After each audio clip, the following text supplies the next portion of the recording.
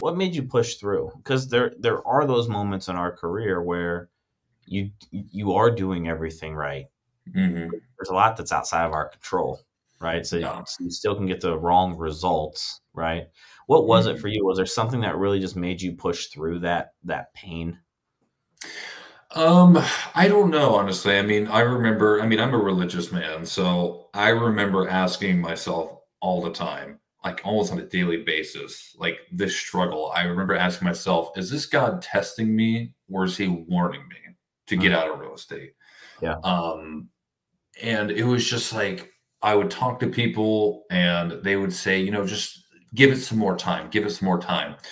So I guess with the support of other people, but also too, again, there's always that voice in the back of your head whenever you are struggling, like, hey, take the easy way out, go do something else, go get a regular 9 to 5 job where you're going to have a salary and you're not going to have to worry about your next paycheck, that sort of thing. I mean, I don't know. Like I said, I played sports growing up. We went through tough times in sports, and honestly, too, we went through tough times financially when I was a kid growing up. So it was like I was like, if I can get through this, I'll be fine. Mhm. So it was a lot of that, and also too, just God, I think came through for me at the end, because I think God was. I think looking back at it, it was Yeah. God testing me. He was saying, if you can stick this out, you will benefit it greatly. And there was always that old saying, or not, maybe not old saying, but I just remember people hearing or people saying, like you never realize how close you are to fulfilling your dreams. And sometimes people can give up too soon. So I was like, you know what? If I can just keep on going, just make it through today and just get through tomorrow, I'll be okay. And thankfully, everything worked out, thankfully. So, What did you what did you learn during that period? What did you learn about maybe yourself or your business? um, I learned to be smarter with my money. I've definitely, I have money put away for, tough times like that now. But also too, I've learned to not freak out in tough times. I mean, hell, I'll say it right now. I mean, I think it was June of this year where it seemed like I had nothing going on. I was like, Yeah. man, like it just seemed like the market had just come to a screeching halt, at least for me. I couldn't speak for other people, but I was just like, man, like I've got no buyers, I've got no sellers. I was just like, what is going on right now? But then I think it was beginning of July, things just picked back up out of nowhere. And I was just like, all right, cool, we're fine. So what I learned from that was to not freak out, be more prepared if in hard times like that. And also too, I learned about myself, like I am a little bit more resilient to things like that. Mhm. So you got to be able to have thick skin in this business.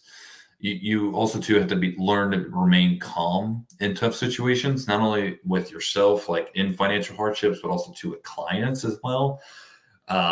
So it was definitely a blessing in disguise, I would say, that whole experience. Yeah.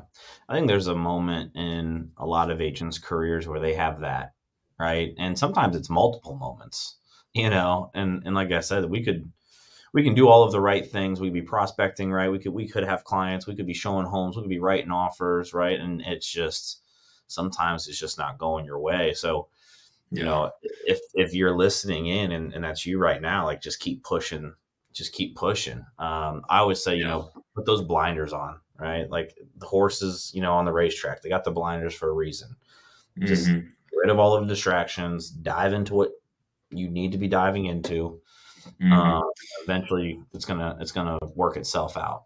Yeah. And I mean, just keep plugging away. That's all you can do at the end of the day. I mean, it's funny. I remember telling my girlfriend, she's in nursing school, and she's like, man, I don't know how you do your job. Cause she sees like how much we work and stuff like that. And I'm like, I was like, that is kind of the beautiful thing about real estate is that you can take your lunch off without asking your boss. You can take your family out to lunch on a Monday afternoon if you want to. There's no repercussions behind that. You don't have to ask anybody if you can.